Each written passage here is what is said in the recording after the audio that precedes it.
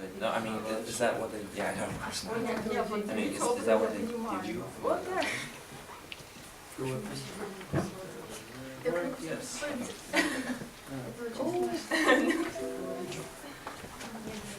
Есть так, вот так разумею. Я говорю, мы все просыпаемся, тут Денис такой, ну я думаю, Okay, try to start. Yeah. Okay. Hey, good morning, guys and girls. Mostly girls and guys. We have a small class today. Yeah, That's fine. Okay, no, I mean it's fine. So basically, we just have a short lecture on like market research today, and we just want you to finish up your work because, as you know, tomorrow you're presenting. It feels a little strange for us too because we've been working hard up to this point, and all of a sudden tomorrow, so it's a little sad. But we're excited to see what you've done, and so. Basically, I want you to know that tomorrow you'll basically have the 10 to 11 period to kind of like touch things up, talk to your teammates, get things done. And in 11 to 12, supposedly we will have some experts come in and like walk around and talk to you to like give you some final like pointers on like what they think you could do a little better. At that point, you won't have that much time to change things. So just take their advice with a grain of salt, maybe for future use. But yeah, we just want you to have that experience because generally they would provide a few mentors that you can converse with at events like this. And then from 12 to 1 you will present. And then there will be an award ceremony. So yeah, so tomorrow is going to be a really action-packed day. So today, take this time to kind of get things wrapped up, finish up your work. There was one more thing I wanted to say. Oh yeah. So please tell your group to be on time tomorrow because it's a big day. Yeah. Okay. Anyways, without further ado, Paul has some market research news. Okay. So I'm going to talk not too long about some market research topics. There's a lot of different aspects to market research. You could talk about a lot of different things. I'm going to focus on mainly two things. One is competitor profiling, which is, finding your competitors in the field, creating a profile on them. It's very standard to do this. It lets you know what your competitors are doing, what they're doing well, what they're doing not so well. And it's really easy to learn from that and think about how you can make changes to your business to either use what they're doing well to emulate that or use what they're doing poorly and to learn from that and make sure that you don't make the same mistakes. I worked for a company over the summer that very often we'd have employees do a competitor profile on another business that we competed with, and they'd send it out to the whole team that was working in this department, and we'd review this competitor profile. Everyone would review it on their own, and then we'd have a full team meeting just to discuss our thoughts, our takeaways on what we thought this business was doing well, what they thought they weren't doing well, and we learned a lot from it every time. And it really helped shape exactly what we wanted to do with our site. So I think the main thing I want to do to show you kind of how competitor research is done in the US is I'm going to show the template this company used for competitor research because it shows you the kinds of things you should look for when you're looking at competitors. This is specifically for an e-commerce site. E-commerce is like online retail basically, but a lot of the same things apply when you're looking at any competitor. And I blacked out a lot of it because it has the actual research that was done, but it'll show just the topics of what to look for, so I think it'll be useful to see. Is this the one, George? Yep. Yes. Did you hear a beep? Oh yes. Just now.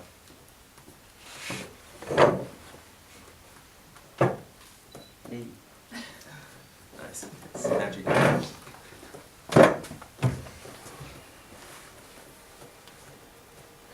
hope you won't be able to see through this black. Should be fine.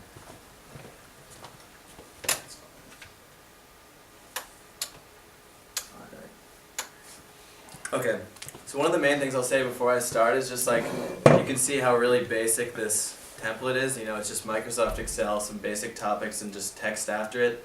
It was a small business startup. Like, they don't really have the resources to use like an application that you pay for to fill out a specific template and have it look all pretty. And you really don't need that. And I think this is perfect for you guys because having just an Excel sheet that you can easily fill in is all you really need to really assess a competitor business. So I'm just going to go through some of the things that they look for. This tab of the Excel sheet is just overall themes to look for. The tone of the website, for example, like if you have like a e-commerce site that's geared towards kids, you could have like a light, playful tone, something like that. Overall takeaway was their overall impression of the strength of the site, how strong they think the business was through this site. Multiple sites is just if they have linked sites, like if they, like a lot of retail sites sell a lot of different products and they won't necessarily sell them all through the same site. Then overall comments on the blog, the quality of the blog, customer comments on the blog articles, customer service, you can see a lot of their customer service, you can always see like a customer service policy usually on websites, and so they took notes on what kind of policy they had. Growth in the website, you can see that pretty easily. Sorry. Knowledgebase, again, pretty standard stuff, just what kind of knowledge they think that this company has about their product, just from their product listings, from their descriptions, the overall sense of how well this company knows the product they're selling. There's a lot of sites out there that kind of just list products and it doesn't really seem like they have any expertise in the subject. They're really just trying to sell a product, so it's important to look at how well a company actually knows their products. And then just simple things like location, public relations policies, and overall pricing. For this tab, it's really just about if it's expensive or cheap. Product descriptions, product focus, and product line. These are all directly related to product pages. How strong their descriptions are. It's really important when you list a product on a website to really accurately describe it, because you're not getting the same experience. Whereas when you go to a store, you can actually feel a product. You can really look at it. So the description of a product online is like immensely important to actually being able to sell it. So we took a look at how strong their product descriptions were. And then the last couple things are promotions, like do they do any sort of deals, like do they do like a Cyber Mondays? Have you guys ever heard of Cyber Monday? That's like it's like right after Thanksgiving. Oh shoot. It's right do you know what Thanksgiving is? Yeah. Okay. It's like right after Thanksgiving, a lot of online sites will do like a Monday big sale. So stuff like that, like do their sites do big sales? Do they do annual sales? Do they have coupons and the like? Quality of the site is as simple as, how well was the site designed. It's really easy to tell when you look at a site, like if the designer had any idea what they were doing. Shipping policy is pretty self-explanatory, how long it takes to ship, return policy. Social media presence, source of goods, strengths, website stats, all pretty self-explanatory. Source of goods is where they're getting their stuff from. It's important in the U.S. If you're getting your goods from U.S. factories, a lot of consumers will really appreciate that and are willing to pay more, so that can definitely be a positive. And then website and website stats, those go into more detail in other tabs, but just basically the strength of the overall website, the traffic it's getting. So this is just direct copy and paste from their this competitor that we looked at, the website. We looked at their About Us section, frequently asked questions, privacy policy, return policy. They had this 125% satisfaction guarantee, which is a little ridiculous, but it gives their main talking points that they have on the website, which is really important to read through when you're assessing a competitor. We looked at a couple things with the blog, such as the overall impression that we got from reading it, how impressive their articles were, how many articles there were, the time frame, how long they've been running the blog, the categories that they talk about, and the themes that they assess. For retail stores, it's really hard to run a blog because a lot of your customers aren't coming to a retail store to read a blog. They're coming there to shop and purchase products, and it's really hard because of that to drive traffic to your blog. So there's a lot of emphasis on finding a niche way to attract customers to a retail blog, be it by writing articles not about shopping, you know, really branching out, or trying to find a new way of talking about shopping or a new way of talking about your products. So figuring out what our competitors were doing with their blogs was really helpful in shaping our vision for a blog. The next two are keywords. These are more search engine optimization related, but using a service called spyfood.com, it's like not too expensive. You can just give them a website and it'll figure out what keywords they're using the most to attract search. So it'll look through their blogs, through their website, product pages and everything. And like for this site, it was, you know, specific terms to their products that they were using a lot to try and generate traffic from searches of those keywords. So figuring out what keywords they use is important to know, you know, how they're trying to generate search. Organic and paid. Organic is just keywords that they're just using. Paid keywords, they're actually using some form of a service to generate traffic with. Okay, public relations. There's this service called PR Web in the U.S. that you can pay to, you know, write about your site, and they'll release it through a variety of different media sources. So they have like journals, they have, you know, magazines, they have online news sources, and you pay like a set fee, and they'll write a press release about your company and release it. So we just went and figured out how many times they'd done that, when they'd done it, and the results of that, which was helpful in terms of us deciding whether or not we wanted to use the same service. Pricing is obviously important. We didn't do a pricing of every product they had because it would have been ridiculous. So we looked at the main categories of products, the numbers of items they included in that category, and the average price within that category. Useful in determining, you know, how our costs compare to this competitor in regards to each different category of item. And then lastly, I think there's two more. Product descriptions. I mentioned there was a brief section on the overview, but you know, we looked again at these different categories, the tone of their product descriptions, how in-depth they're getting, the detail, what they were doing well that we liked, what they were doing that we didn't like, was really helpful in terms of figuring out how we wanted to list our product descriptions, how we wanted to really sell our products. And then the last couple is shipping. Shipping info is just basically their, you know, how are they doing shipping, what are they charging for shipping. We were trying to figure out the best shipping policy, and so looking at competitors' policies was helpful. And then social media, did an overview, the themes, and then specifically looked at their Facebook, Twitter, and YouTube pages. So that's like a semi-extensive, you know, obviously it's not every aspect of their website, but you know, it's a lot of the main points. And by looking through like all of these factors as a team, we'd have one person go out and really do an extensive profile like this. As you can see from all the blacked out text, that's where, you know, the meat of the research was done. And a whole team would review it. We'd get together and talk about what they didn't do well, what they did do well, and we could really learn a lot from it to shape our website. The company I worked for was really in the process of, they were switching from, they originally sold directly to businesses. It was a business-to-business company, and they sold their products like to Walmart, Bed Bath & Beyond, huge American on-site retailers, and they were switching to selling directly to consumers. So doing things like this and researching competitors and that actually sold from business to consumer was hugely important, because they had no experience selling to consumers and really needed to, like, they couldn't just come up with a plan on their own. They needed to see what was out there to really fine-tune the perfect business plan.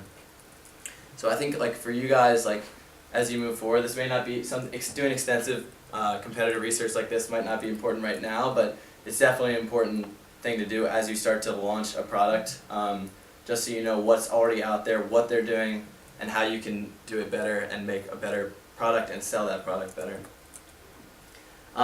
Second thing I wanted to talk about was just a simple way of, here.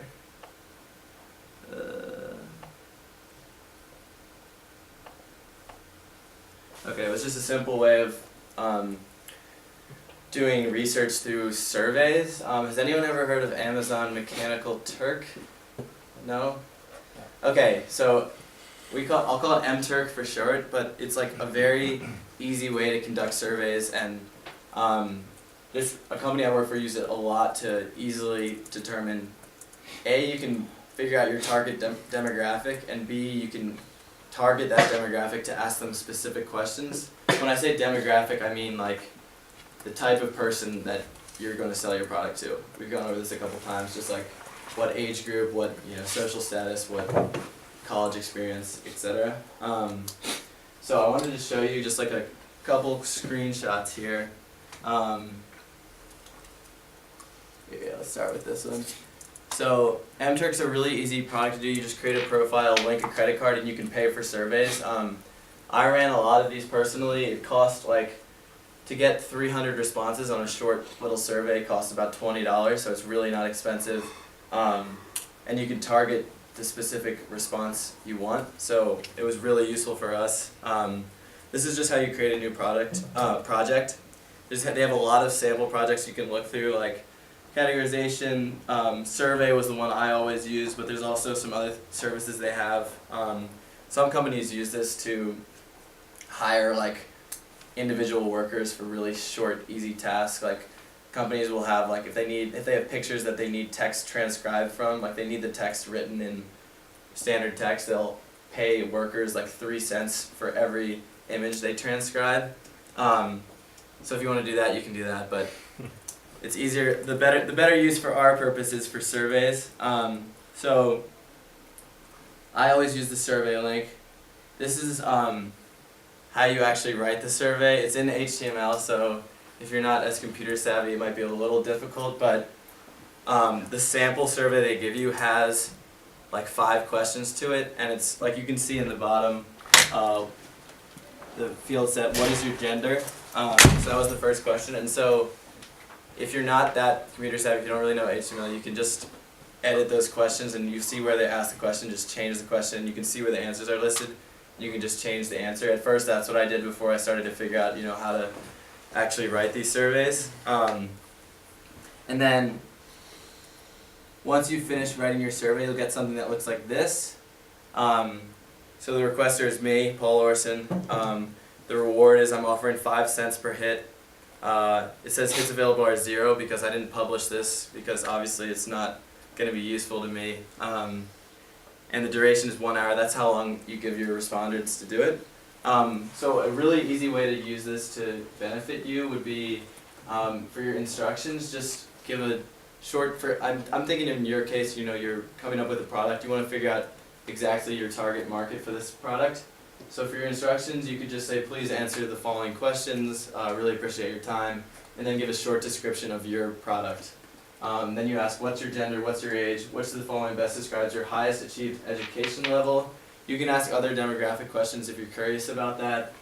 You can ask what city are you located in, things like that. And then for your final question, you can ask, you've read about our service, is this something you would be interested in? If you could have an app like this for free, would you want it? Just simply yes, no question. And then launch the survey. The results take, it depends on how much you pay per response, but anywhere from a day to 2 or 3 days. And then you get the results back in an Excel file. I could show you how to look at the Excel file, but it's really not that hard, so I'm just going to describe it quickly. But because you just get an Excel file, which is just basically a batch that contains every single response you've gotten. It has information on. It has a column for gender, age, education level, and every further question you ask, so you can easily look at what genders are answering yes, so they want your service, what ages are answering yes, what education levels are answering yes. There's a service called Microsoft Excel has a tool called pivot tables, which are really easy to use. You basically just click on the data tab and hit pivot table, and it'll create a little chart for you, and you can just drag and drop what you want to look at into the chart. So you can drag what is your gender into one side, and you can drag the yes or no question, and you can see what male said. It'll give you a count for yes and a count for no. You can see what female said. It'll give you a count for yes and a count for no. It's really easy. If you want to do something like this, I can help you, and if you come to that analyzing stage, I can help you. I think at this point you probably won't have time to accomplish something like this before Thursday, but it's definitely something that's pretty useful for actually planning a business and figuring out what genders are more interested in our product, what age group is interested in our product, and then you can use that